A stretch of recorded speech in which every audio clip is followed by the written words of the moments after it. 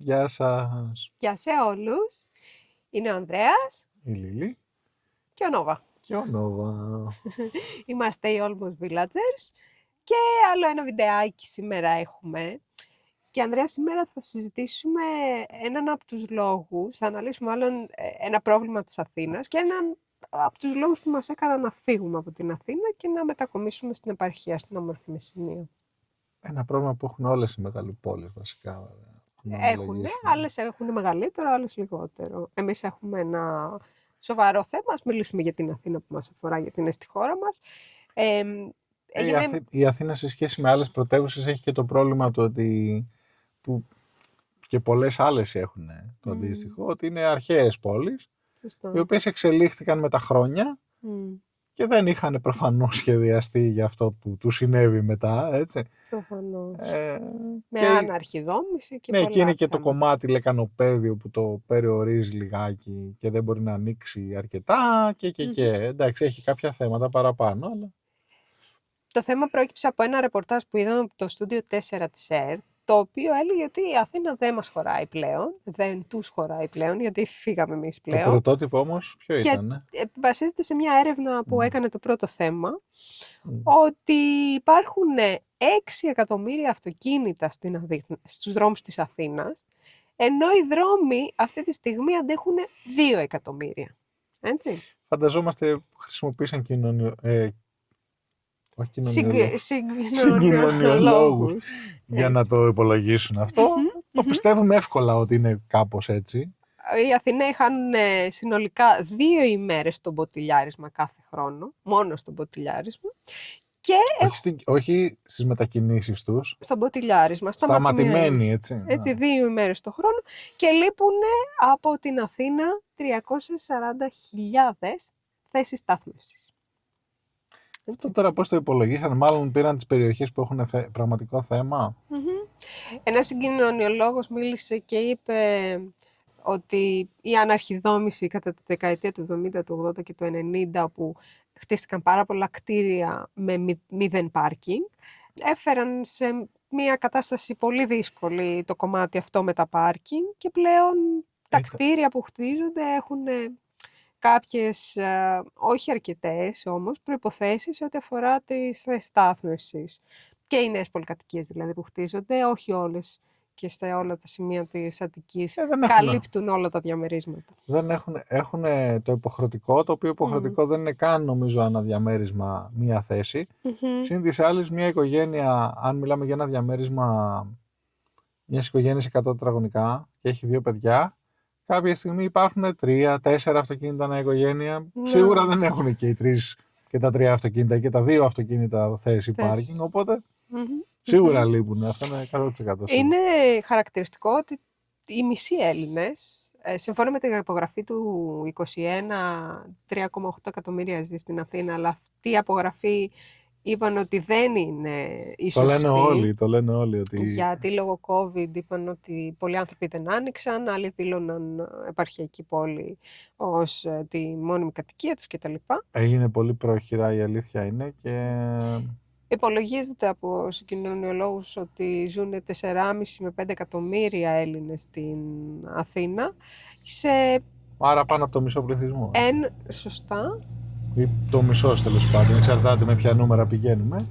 Ας πούμε χοντρικά ο μισός πληθυσμός των Ελλήνων ζει στην Αθήνα, όπου η Αθήνα, το λεκανοπέδιο, καλύπτει το 2,9% της έκτασης της χώρας. Έτσι. Στο 2,9, ούτε καν στο 3% ζει ο μισός πληθυσμός της χώρας. Έτσι. Οι τουρίστες επιπλέον δημιουργούν έξτρα θέμα, όπου φέτος αναμένεται να είναι 8 με 9 εκατομμύρια. Κάποιοι εκ των οποίων, όχι όλοι, και πήγαν από άλλοι τόσοι, αλλά είναι παραπάνω. Ναι, είναι 8 με 9 εκατομμύρια. Οπότε σκεφτείτε ότι κάποιοι από αυτούς νοικιάζουν και αυτοκίνητα, μετακινούνται και αυτοί με αυτοκίνητα. Γιατί τα μέσα συγκοινωνίας. Κοίταξε, βάλε αυτά, είναι λυπή. Βάλε τα ταξί, βάλε πόσα μετακινήσεων, εννοώ εμπορευμάτων, οχήματα κυκλοφορούν κτλ. Είναι πολύ περισσότερα, γι' αυτό λέει 6 εκατομμύρια οχήματα προφανώς, είναι λογικό. Έτσι.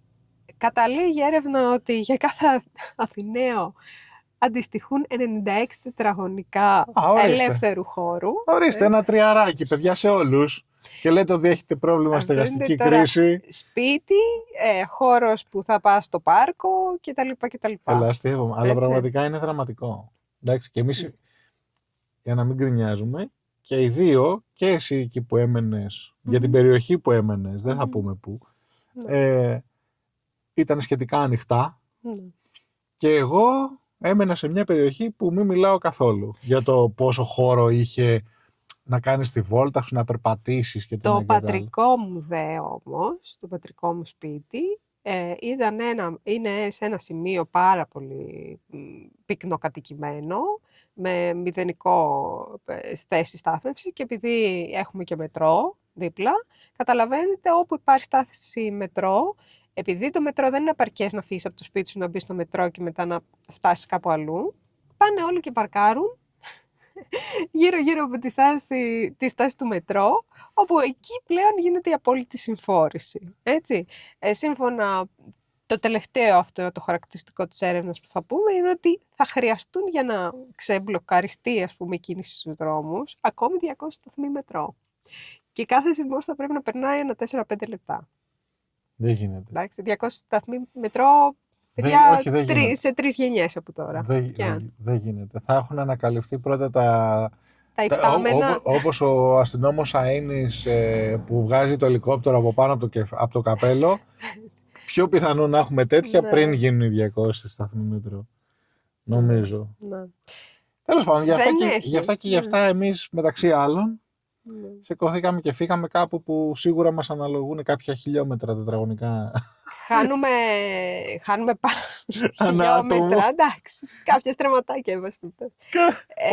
Πολύς χώρος, παιδιά. Έχουμε απλά εδώ και απόλυτη ησυχία σε κάποιες περιπτώσεις. Να διαιρέσουμε κατοίκους με ελιές, για να καταλάβουμε και πόσο να είναι μια ελιά. Δεν θα είναι 5 τετραγωνικά μια ελιά. 15 εκατομμύρια ελιές επί 5 τετραγωνικά. Δεν έχω κοιτάξει πόσο είναι η Μεσσηνία σε έκταση. Κοιτάξτε, δεν λέμε τώρα τα βουνά, έτσι. Που και πάλι που υπάρχουν χωριά και χωριά πάνω στα βουνά, αλλά λέμε τώρα. Είμαι σίγουρος ότι μας αναλογεί πάρα πολύ. Και τα χωριά εδώ, παιδιά, ερημώνουν. Δεν υπάρχουν προφανώς από την πολιτεία και από το κράτος αρκετοί τρόποι και λόγοι για να προωθήσουν τον κόσμο και να τον οθήσουν να πάει προς επαρχιακή πόλη, ούτε καν στα προάστια, λίγο εκτός, ας πούμε, Αθήνας. Να μην πούμε να φύγετε από την Αθήνα και να έρθετε να μείνετε στη Μεσσηνία. Για τα προάστια της Αθήνας υπάρχει λύση, λέγεται προαστιακός. Εάν τον φτιάξουν σωστά και φτιάξουν και ένα δίκτυο από όλα τα γύρω-γύρω μέρη των προαστιακών, να πηγαίνουν λεωφορεία ανά 5-10 λεπτά και ο προαστιακός να δουλεύει ανά 10 λεπτά τις ώρες αιχμής για να πάει και να γυρίσει κάποιος από την Αθήνα, μπορεί να γίνει πράξη το να ανοίξει το λεκανοπέδιο σε όλη την Αττική. Όλη την Αττική, να πάνε και προς την Κερατέα. Που κάποιος κόσμος το κάνει και ήδη, έτσι όπως είναι τώρα με τα χάλια, αλλά πρέπει να έχει το αυτοκίνητο, να πάνε το παρκάρι στον προαστιακό και κουλουπού που είναι πιο δύσκολο. Εάν το φτιάξουν σωστά, σίγουρα μπορεί να ανοίξει το λεκανοπέδιο λίγο να πάρει ανάσα, που εγώ βέβαια φοβάμαι ότι απλά θα αποκτήσει άλλο 1 εκατομμύριο κατοίκους, αλλά τέλος πάντων θα δούμε.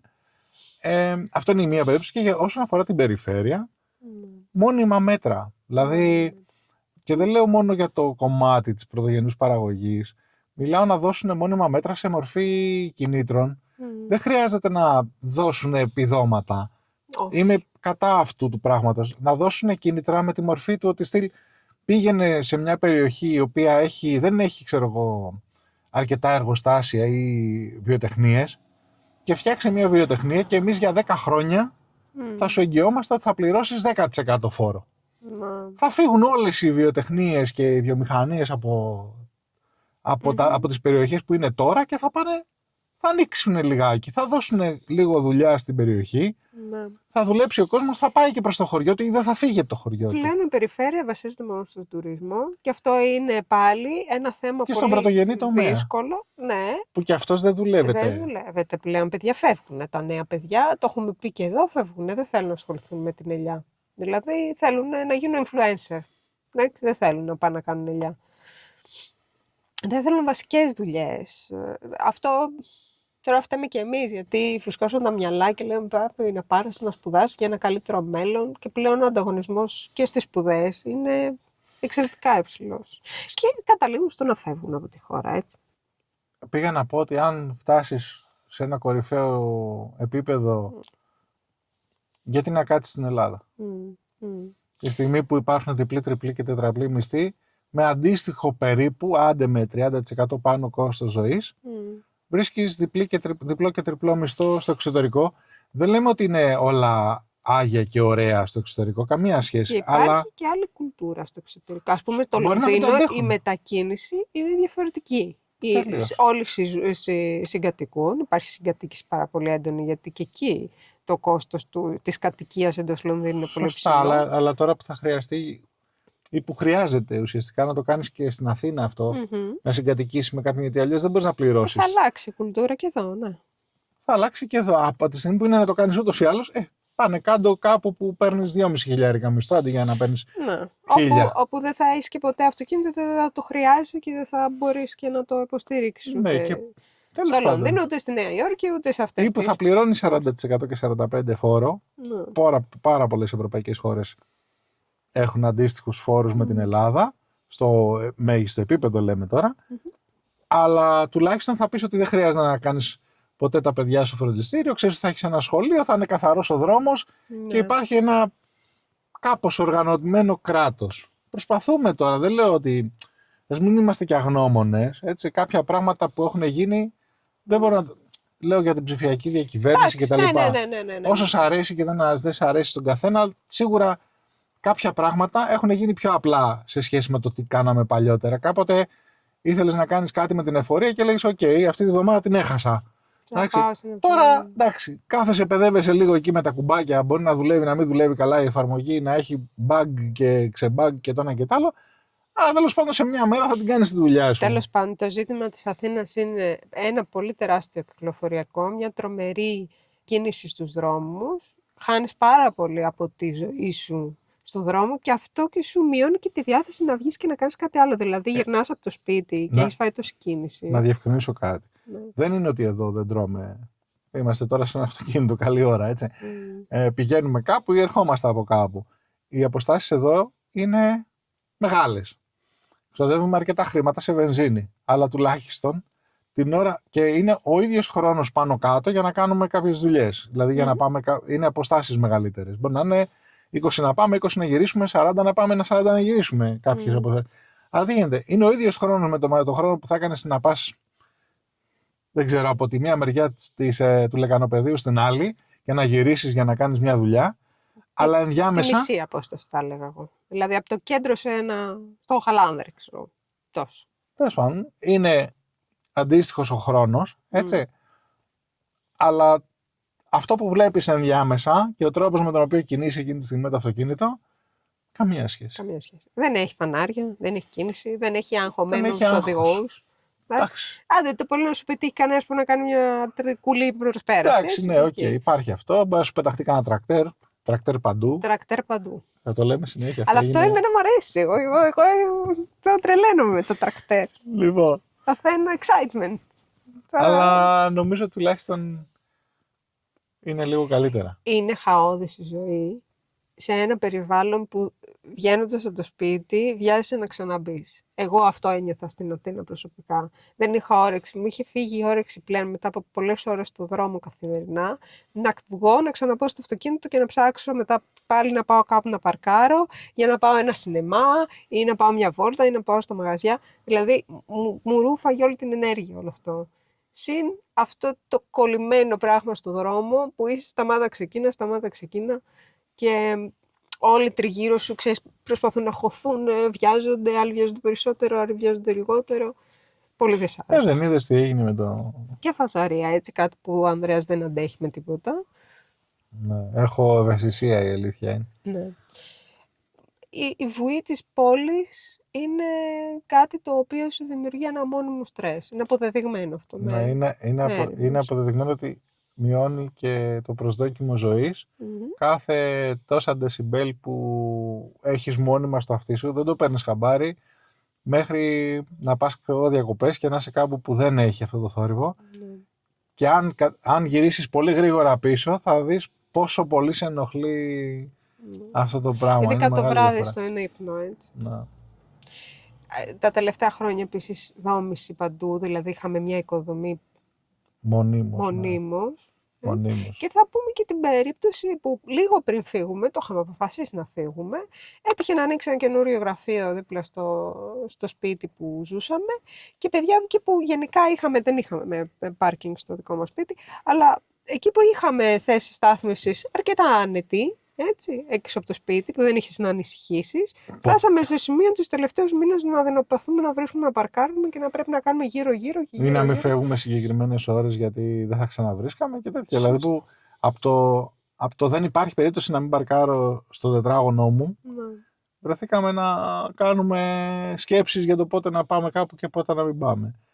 Και αυτό μιλάμε τώρα σε μια περιοχή που καθόλου πρόβλημα, έτσι, να το θεωρήσουμε. Δεν είχε και τώρα πλέον δεν είχε και έχει. Και μάλλον έτσι θα γίνει παντού. Ναι, ακόμα και τα πιο ήσυχα, έτσι, πιο χαμηλής δόμησης σημεία στην Αθήνα θα αντικατασταθούν, παιδιά, οι διπλοκατοικίες, τριπλοκατοικίες με πολυκατοικίες. Λογικό είναι, αφού πήγε ο μισός πληθυσμός της Ελλάδας στην Αθήνα.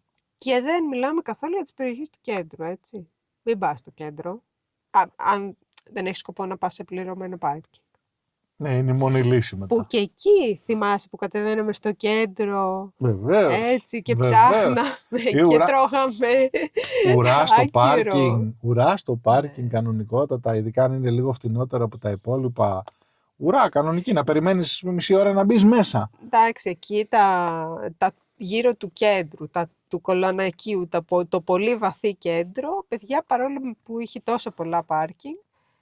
Εντάξει, έχει. Δεν είναι ότι δεν θα βρεις. Απλά δεν θα βρεις κοντά, ναι. ειδικά αν βιάζεσαι. Ναι. Και πώς θα το πληρώσεις.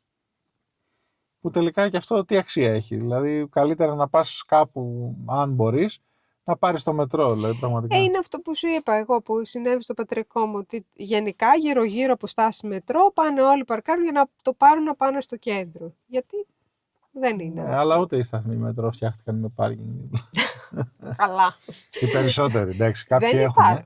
Όχι, κάποιοι έχουν. Δεν φτάνει. Σε ποιο σταθμό φτάνει. Δεν φτάνει. Απλά λέω, κάποιοι φτιάχτηκαν με. Και είναι και τραγικό το γεγονός της εικόνας σε παίρνεις το αυτοκίνητο για να πας στη στάση του μετρό, για να πάρεις το μετρό. Εντάξει. Ναι. Θα έπρεπε να πάρει το λεωφορείο, αυτά τα τοπικά. Δεν είναι. Είπανε γενικά οι συγκοινωνιολόγοι ότι υπάρχει πρόβλημα και με τη διαχείριση. Δηλαδή, άλλα φανάρια έχει ο Δήμος, άλλα έχει η περιφέρεια, άλλοι είναι υπεύθυνοι για θέσεις στάθμευσης στο κάθε Δήμο. Όλα αυτά είναι λίγο μπάχαλο. Δεν υπάρχει μία υπηρεσία η οποία να ελέγχει τη συγκοινωνία όλης της Αττικής. Και καταλαβαίνεις τώρα, άμα τα φανάρια δεν είναι συνεχόμενα. Σε κάποια άλλη ευρωπαϊκή χώρα που έχω εμπειρία, υπάρχει πολύ στις περιοχές που είναι όλα τα μαγαζιά, για παράδειγμα. Ναι. Επιτρέπεται μεν το πάρκινγκ, προφανώς εκεί μένουν και άνθρωποι. Επιτρέπεται και για τους υπόλοιπους, αλλά επιτρέπεται μόνο με δεκάλεπτη στάθμευση. Και έχουν αυτό το ρολογάκι, το χαζούλι, το αναλογικό που το βάζουν εκεί στο Παμπρίς και είναι 10 λεπτά να πάνε ίσα ίσα να ψωνίσουν και να γυρίσουν. 10-15 λεπτά, εξαρτάται από την πόλη και από τη χώρα. Νομίζω ότι και αυτό θα ήταν μια λύση, τουλάχιστον για το κομμάτι του να κάνεις κάποια δουλειά σε κεντρικές περιοχές, χωρίς να φτάσεις στο σημείο του να χρεώνεις για το πάρκινγκ, το οποίο το βρίσκω και αυτό λίγο περίεργο, αν μη τι άλλο. Έτσι. Τέλος πάντων, θα δούμε που θα καταλήξει αυτή η ιστορία. Σε κάθε περίπτωση εμείς δεν θέλαμε να καθίσουμε να δούμε πώς θα εξελιχθεί. Ήταν ένας από τους λόγους που φύγαμε. Δεν ήταν ο μοναδικός λόγος, αλλά ήταν ένας από τους βασικούς. Δηλαδή ο θόρυβος και η κίνηση και όλο αυτό το στρες το επιπλέον που είχαμε λόγω αυτού, ήταν ένας από τους βασικούς λόγους που αποφάσισαμε να φύγουμε. Τώρα, δεν ξέρουμε εσείς πώς τα βιώνετε όλα αυτά. Πείτε μας κάτω στα σχόλια, αν μένετε στην Αθήνα, πώς την παλεύετε με την κίνηση. Και πού περίπου, χωρίς να μας πείτε ακριβώς, έτσι. Ναι. Ποιο είναι το μεγαλύτερο πρόβλημα που αντιμετωπίζετε? Έχουν αλλάξει συνήθειές σας λόγω της κίνησης και αυτής της πολύ δύσκολης κατάστασης στους δρόμους? Ναι. Αυτά. Αυτά. Θα τα πούμε στο επόμενο βίντεο. Έχω και απορία. Πόσα αυτοκίνητα έχετε οικογενειακά? Ναι. Δεν είναι κουτσομπολιό. Και μην το Εμείς είχαμε 2 και τώρα έχουμε 1. Να. Και για λόγους προσωπικών δεδομένων, αν είναι ονοματεπώνυμο το. Εντάξει. Που και πάλι θα υπάρχουν πολλοί με συνωνυμία, να ξέρετε, αλλά τέλος πάντων. Μην μας πείτε άμα τέλος πάντων. Πού μένετε, πόσα αμάξια έχετε και τι πίθα δυνακίδεσαι. Ναι, και τη μάρκα, ξέρω εγώ. Εντάξει, κρυφτείτε κι εσείς. Μόνο αν είναι λευκό αυτοκίνητο και αν είχατε έρθει εδώ στην περιοχή της Φοινικούντας. Το έκανε το συνέδεσε με τη διπλή δολοφονία στη Φοινικούντα. Ψάχνουμε λευκό αυτοκίνητο. Όχι, εντάξει, πλάκα κάνουμε, δεν ψάχνουμε τίποτα. Λοιπόν, θα τα πούμε στο επόμενο. Γεια σας. Γεια.